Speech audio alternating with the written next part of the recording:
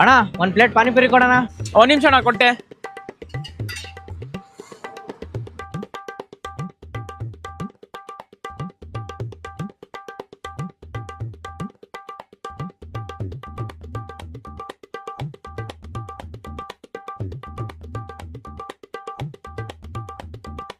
ಅಣ್ಣ ಸ್ವಲ್ಪ ನೀರ್ ಹಾಕಣ.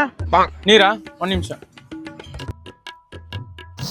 ಹಾ ಇನ್ನೊಂದ್ ಸ್ವಲ್ಪ ನೀರು.